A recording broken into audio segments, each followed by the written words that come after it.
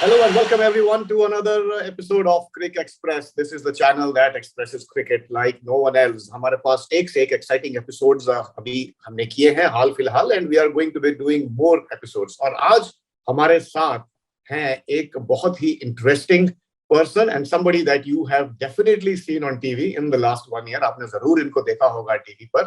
इनका नाम है वीरेंद्र शर्मा. मेरे अजीज दोस्त हैं. बहुत सालों से हम एक दूसरे को जानते हैं. और वीरेंद्र एक इंटरनेशनल क्रिकेट अंपायर हैं. He has officiated many international cricket matches, one day internationals, T20 internationals, IPL as well. तो वेलकम वीरू भाई, आपका बहुत बहुत स्वागत है. मैं तो वीरू भाई बोलूंगा आपको बिकॉज वीरेंद्र शर्मा तो बहुत ही फॉर्मल हो जाता है मेरे लिए. So welcome, very welcome to Cric Express. Thank you very much, Vivek. It's an honor to meet you again. Virtually, in fact, if I can say, but it's been a long time.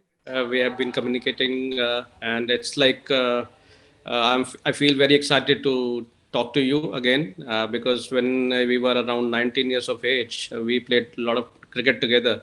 हाँ, जो कि 2-3 साल पहले ही था, जो कि 3-4 साल पहले ही था. हम 19 years, अभी ज्यादा तो टाइम नहीं हुआ है. Yes, you can say that because your skin is still glowing. First of all, thank you very much for inviting me to your show, and I really wish you all the best for your upcoming ventures. Yeah. Thank you, Viru bhai. Thank you so much. So, very first question to you, without delaying, and a lot of our viewers also want to know कि ज़्यादातर हमने देखा है पुराने जो player हैं वो umpire बनते हैं, लेकिन हर जो प्लेयर है पुराना वो अंपायर नहीं बन सकता है. ऐसा मेरा मानना है और आई एम श्योर आपका भी शायद मानना है. किस तरह का जो प्लेयर है वो एक सक्सेसफुल अंपायर हो सकता है आगे जाकर? What kind of qualities a player should have to be an umpire? Yeah, Vivek, that's I think a very good question because of the fact that there are a lot of cricketers who, there are a lot of options rather than I can say for former cricketer, retired cricketers like commentators, like coaches, some people are coming in physios and trainers and all those, job profile. But having said that, umpiring is totally different from these. Why? Because umpire is totally directly involved with the game. He's inside with player, and he's enjoying all those stuff which he used to, enjoying during these cricket days. And I would say he is. In the stadium, he's having the best seat in the stadium because he's directly in front of the players. And yes, it's the umpiring is. I would say it's very challenging job. If you compare with the other.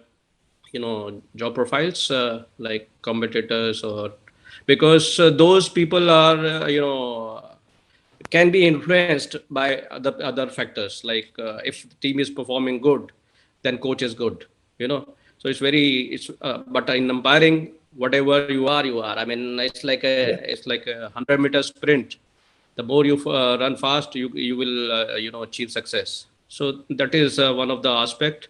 And now, if you see that cricket umpiring is having a lot of good finance into it. Right. The match fees. So career-wise, it's a good option as well. Very good option. So many people, I would say that not most of the people, but many former cricketers are coming into umpiring. They're thinking on this because it's a good financial viable, good option. To go into it. Yeah.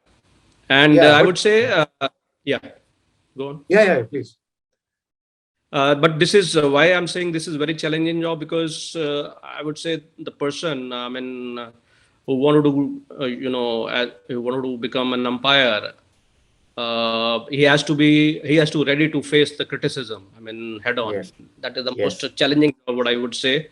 And who is ready to do sacrifice, family life and personal life, because it's demand a lot of days of your time or of your year, or be on the field, you have to travel, and there are a lot of other factors. And this is, one of on the other good skill is that he has to have communication skill, good communication skill. Yes. Yes, so yeah, and I've also heard, Viru bhai, that this is a very difficult exam to pass, because whoever I've spoken to in the umpiring circles, or people who have attempted to be an umpire, all of them they say कि भाई बहुत ही मुश्किल exam था और पास करना काफी मुश्किल होता है. तो कितने लोग ये ऐसा एग्जाम देते हैं और कितने उसमें से पास होते हैं? आपको तो पता होगा how difficult it is.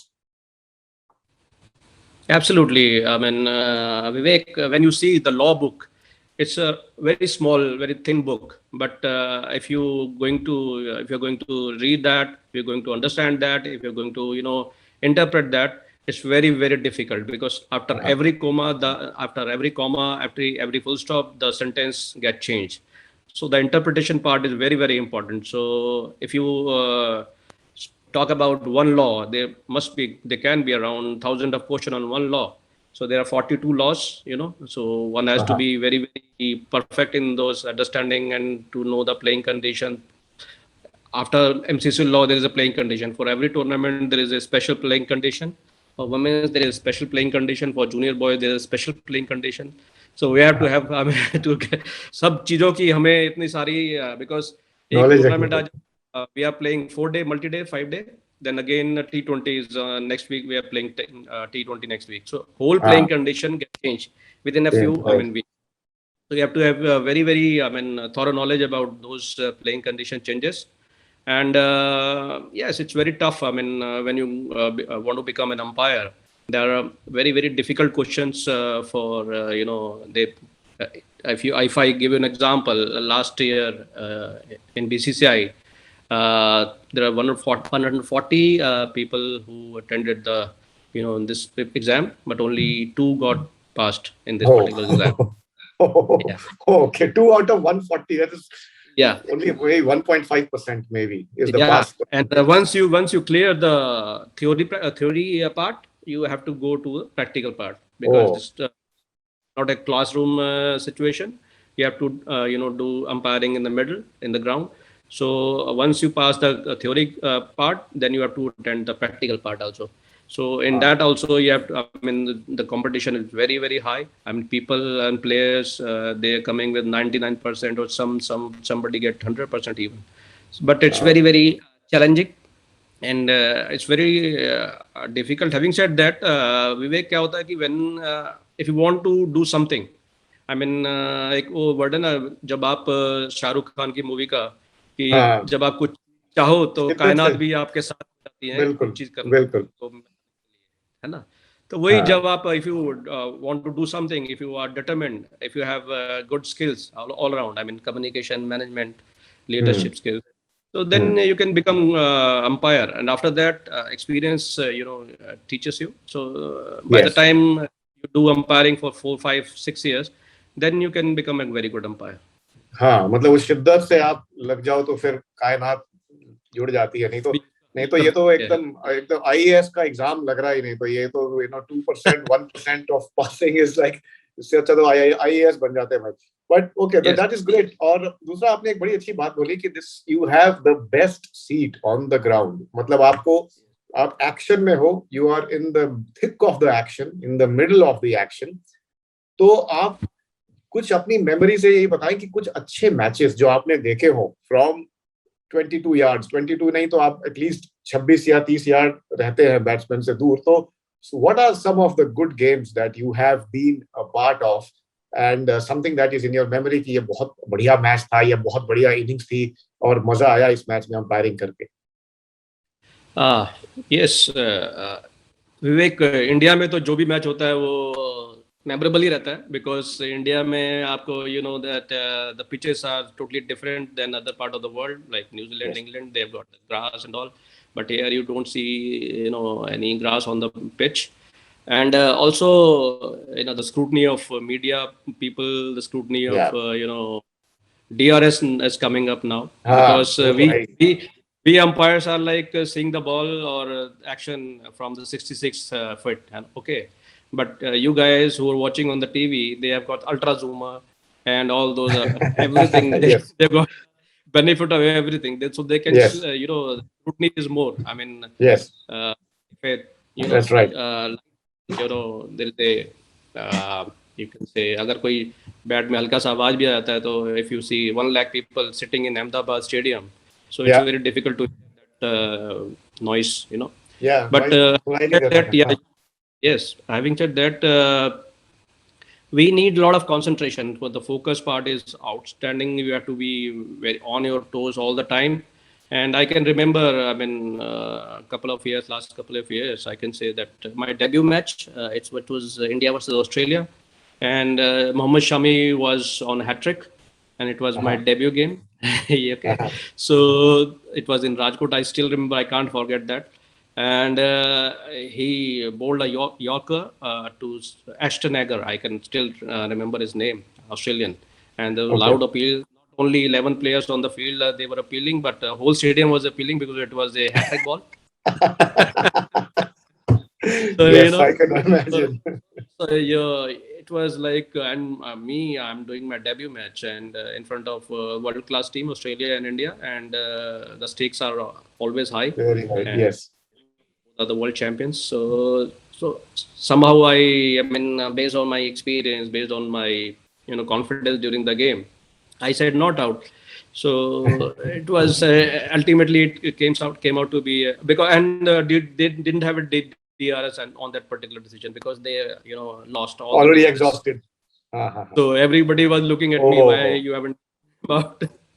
so so I gave him not out, and it was perfect decision. So everybody praised my performance on that. So I still remember that. And I can one more imagine the game, pressure. मतलब कितना pressure होगा अगर by chance वो out आता replay में.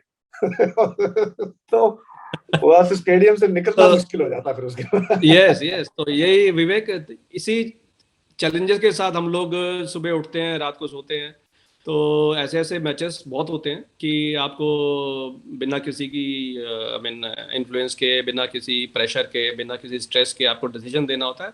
और कभी कभार वो डिसीजन रॉन्ग भी निकलता है because ultimately we are human being, we are not machine. And that is the beauty of this game. I mean, you can't take out from this game that umpires have got some people are okay with it, some people are not okay with it. 11 player कहेंगे out है, 11 player कहेंगे not out है. So we are in the middle.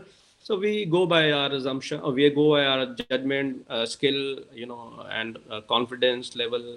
So that is very important. One more series I would like to at this, I take this opportunity to inform you regarding India versus England series 2 years back. So they were, because due to the COVID, all PCT playing control team was of India. So all umpires, all match officials were from India, and it was a high stake series. So 4 test matches were on in that particular series. And as umpires, we all performed really well. So after that series, I mean, the Indian umpiring standards, because if you go by the survey, ESPN Cricket, if you see the percentage of DRS review, which were right decisions were made on that particular series, it was highest among even 4 to 5 years. So it, I mean, as a representative of Indian umpiring, we all 4-5 umpires were there, and the match referee Shirnath was there. So we really performed really well, and from that series, I would say that standard of umpiring, the perception of Indian umpiring in the world, that really gone. I mean, good. I mean, they think that yes, Indian umpires can do good. Although in the past, from this series, there was, I think, I would say the new era, I mean, came up into horizon, and everybody was looking at Indian umpiring, that they can also perform at highest level and difficult conditions. So is there a way to measure? So they do after the series की DRS में कितने बार decision जो दिया था वो ठीक नहीं निकला, तो उस तरह से मेजर करते हैं अंपायरिंग का स्टैंडर्ड, या कैसे मेजर होता है officially? How is it measured कि कितने डिसीजन जो थे आपने दिए लेकिन DRS ने उसको ओवरटर्न कर दिया तो उतने आपके नंबर कट गए, ऐसा कुछ होता है या क्या होता है? विवेक, देखो, decision making is not everything. I mean, during the game of cricket, I mean, decision गलत भी आएंगे, सही भी आएंगे. Although decision making is top priority, but having said that, उसके साथ साथ आपका टीम वर्क, because डिसीजन तो गलत होंगे ही होंगे, बहुत लोगों के गलत होंगे, क्योंकि हम लोग जैसे एज आई ऑलरेडी सेड कि ह्यूमन बीइंग है, तो वी आर नॉट मशीन 100%, तो nobody can get 100%. Okay. Right. So Right. when you make decision, it is obvious that somebody will make mistakes. Some match will go 100%, some match will go 95%. So it's like that. But जब overall आप scrutiny करते हैं तो team work is most important, because we are on the field, only 2 umpires are there, so we are like I mean teammates. I mean team work जो होता है सबसे ज़्यादा, अगर एक अंपायर डाउन है तो दूसरे अंपायर का ये ड्यूटी है, रिस्पॉन्सिबिलिटी है कि उसको उठाए, ऊपर उठाए और उसका कॉन्फिडेंस बिल्डअप करे. क्योंकि कई हर रोज आपको मालूम है, आप भी क्रिकेट खेले हुए हैं, हर रोज एक सेम डे नहीं होता. हर रोज बंदा 100 नहीं बना सकता, हर रोज 0 पे आउट नहीं हो सकता. तो अप्स एंड डाउन तो चलते ही रहते हैं. अगर अप्स एंड डाउन क्रिकेट में ना हो, जो लाइक ईसीजी मशीन फ्लैट में, तो आप फ्लैट लाइन. बिल्कुल. हाँ, तो वही क्रिकेट में, अंपायरिंग में भी ऐसा ही है कि हम लोग टीम वर्क को सबसे ऊपर दर्जा देते हैं कि अच्छा. टीम, क्योंकि हम दोनों टीमें फाइट कर रही होती हैं और हम लोग आपस में, अगर जब तक टीम वर्क नहीं रहेगा, इट्स लाइक जैसे घर में होते हैं ना, मियाँ बीवी के अगर तालमेल नहीं हो तो घर में फिर कलह होने के चांसेस ज़्यादा होते हैं. तो वो that is also good management skill, किस तरह से हमने मैनेज करना है. और but team work is highest priority.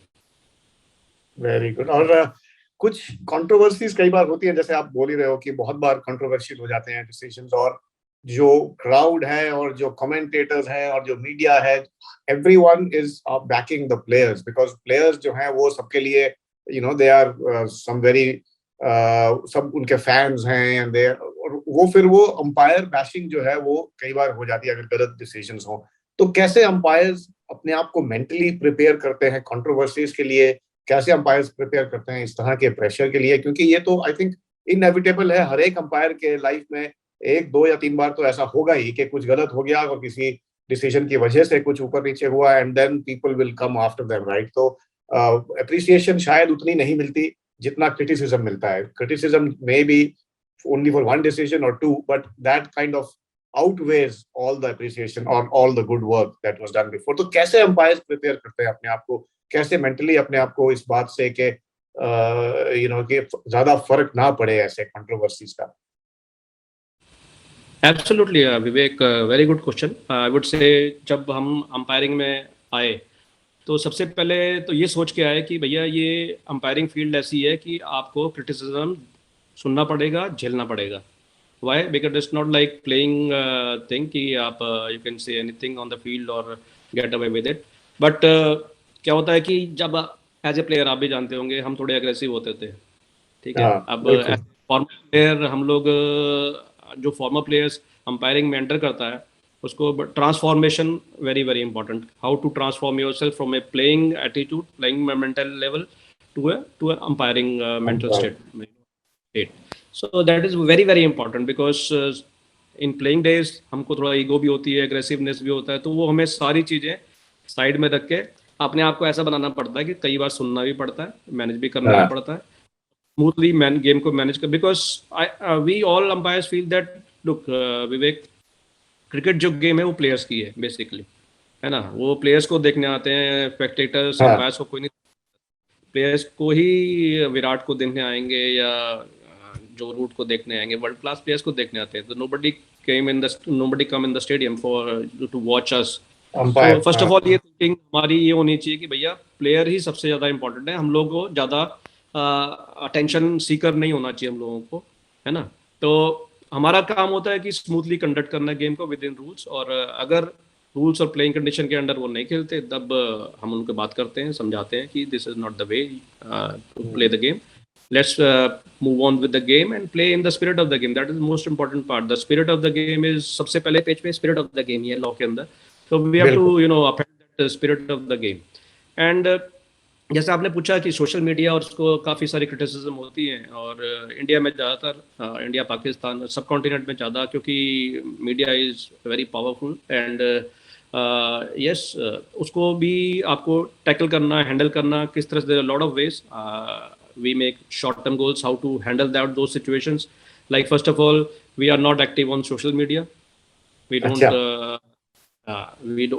I personally, I don't read newspaper, or I don't read all those social media, Instagram or whatever you can say Facebook or whatever. I'm totally away from all these social media network because because everybody has their, they say their things. I mean, so या वो बहुत शांति है भैया, social media से दूर रहना बहुत शांति है जिंदगी में। जितना सोशल yes, मीडिया yes, में yes, घुसेंगे उतना ही टेंशन है। हाँ yes, जी। yes. तो वो उसमें अपना मैच, सुबह जाओ मैच करो, शाम को आके आराम से कोई अच्छी टीवी पे मूवी देखो या कोई कपिल शर्मा शो देखो और उसके बाद सो जाओ आराम से। तो बिल्कुल। उससे वो सबसे सही रहता है, जब बजाय कि आप सोशल मीडिया में देखो ट्विटर में किस लोगों ने क्या कहा, चाहे हाँ अच्छा डिसीजन हो चाहे बढ़िया डिसीजन, बुरा डिसीजन हो, लेकिन वो आपको जाने की जरूरत ही नहीं है। तो that gives us lot of space. I mean हम ज्यादा उसको देखते ही नहीं है, चाहे हमारी हमारी वो प्रेज कर रहे हो या हमारी कोई उतार रहे हो, तो हम उसको देखते ही नहीं बिल्कुल। सेकेंड थिंग, फिर बिल्कुल। आप you have to have, I mean, जो मेंटल टफनेस है, जब हम मेंटल टफनेस की बात करते हैं, that is very very important. कि कई बार सिचुएशन ऐसी होती है कि आपका दिन अच्छा नहीं गया, है ना।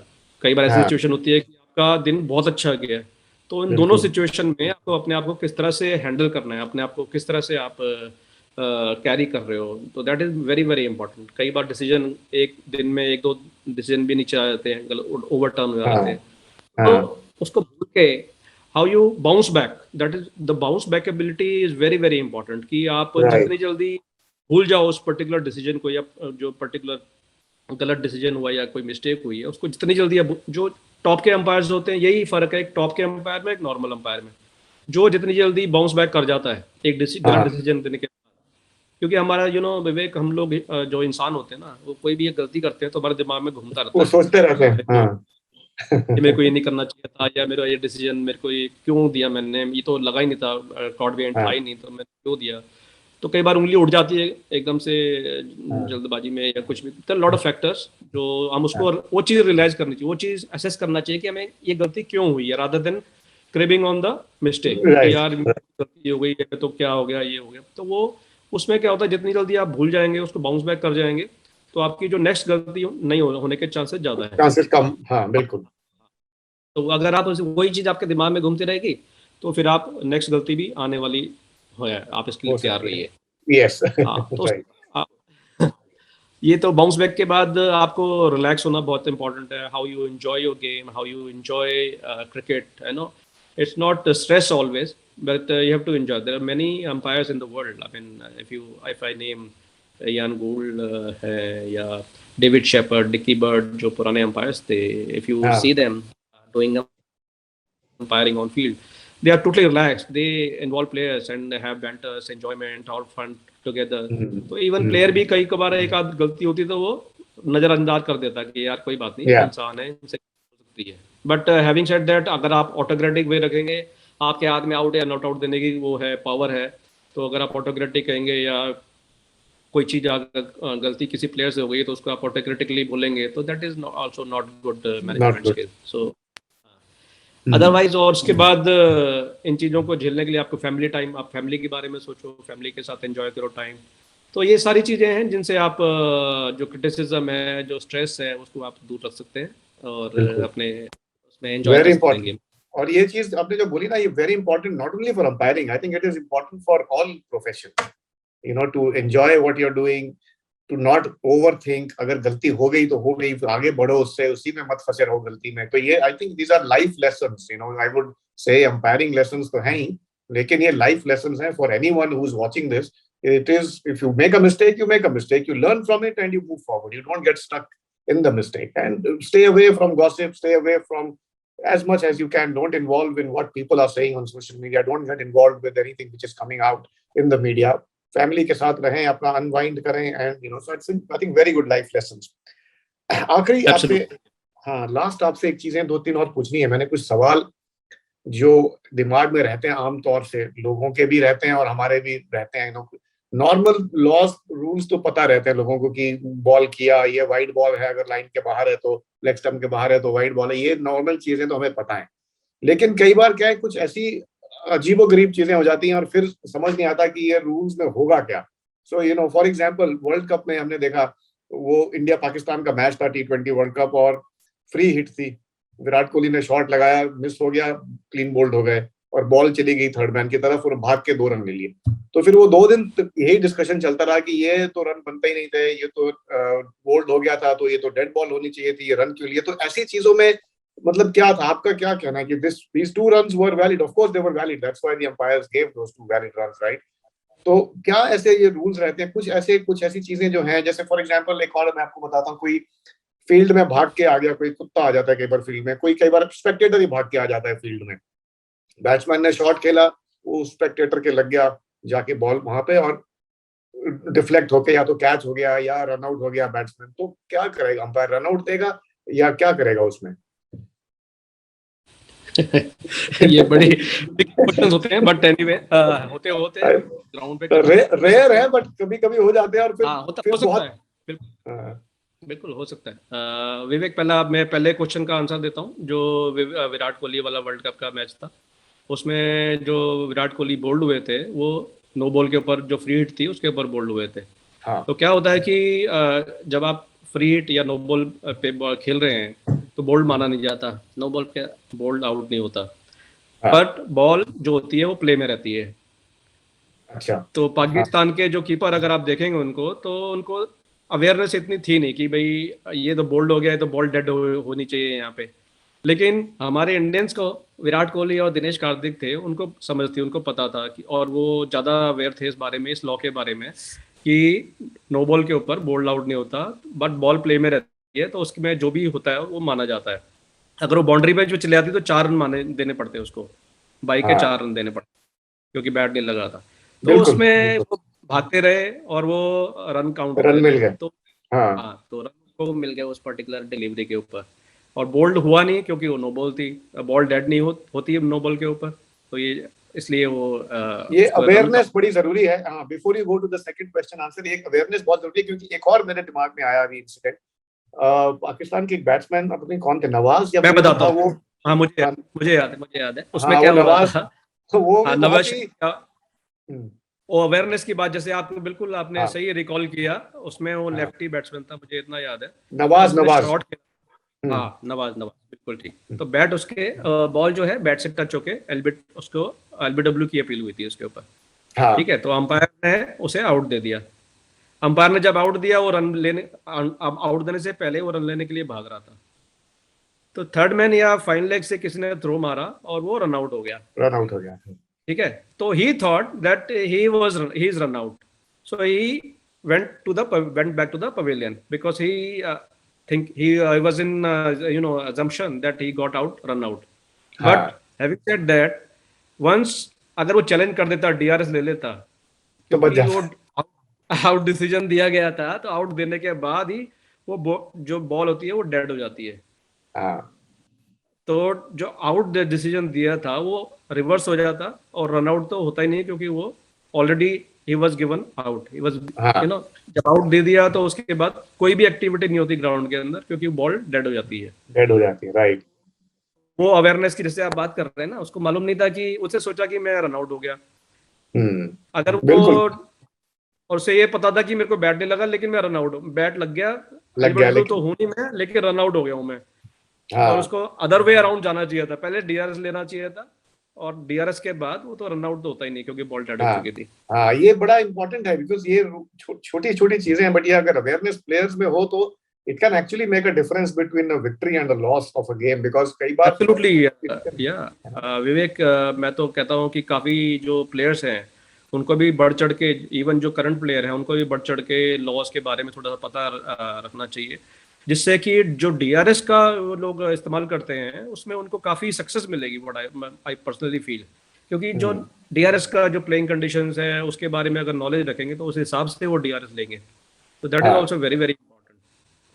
बिल्कुल बिल्कुल। बहुत ही मजा आया बात करके। आई विश हम और लंबी बातचीत कर सकते, पर हम जरूर कभी ना कभी we will again have a long conversation, because ये सब चीजें जो है ना, ये एक अलग डायमेंशन है क्रिकेट की गेम का। क्योंकि हम लोग मैच तो देखते हैं, मतलब बॉलर और batsman, fielding team, batting team, but these are the things which add a lot of colour and flavour to the game of cricket. How the umpiring is done, what happens in the back end, और किस तरह से जो है एक umpire match को conduct करते हैं, and how things are done in the overall perspective. तो बहुत आपसे मजा आया वीरू भाई आज बात करके, एंड आई विश हम दोबारा किसी ना किसी दिन दोबारा ऐसे ही बातचीत करेंगे।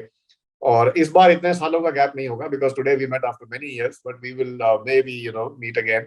अगली बार आप आएंगे जब दुबई में, अबू धाबी में मैचेस के लिए। पिछली बार तो बबल में थे तो हम मिल नहीं पाए, इस बार will definitely try and catch up as well. So thank you very, very much. It was a very good conversation and a great pleasure to be with you today. और बहुत बहुत धन्यवाद आपका हमारे साथ क्रिक एक्सप्रेस पर आने के लिए। Thank you very much, Vivek. Thank you very much for inviting me to your show, and I wish you all the best for your upcoming, interviews. And keep inviting me. We'll have a chat, regular chat. Yes, and it also, इससे क्या होता है कि हम लोग भी update हो जाते हैं। जो ऐसे क्वेश्चन आप पूछते हैं लॉस के बारे में, प्लेइंग कंडीशन के बारे में, हम लोग भी थोड़ा अपडेट रहते हैं। तो that is also very good thing.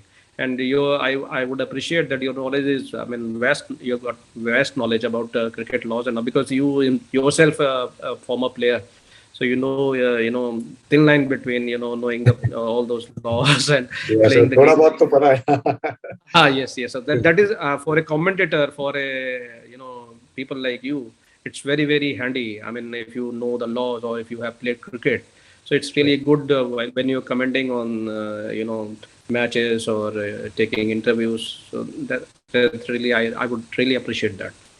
Thank you, Viru bhai. Thank you so much.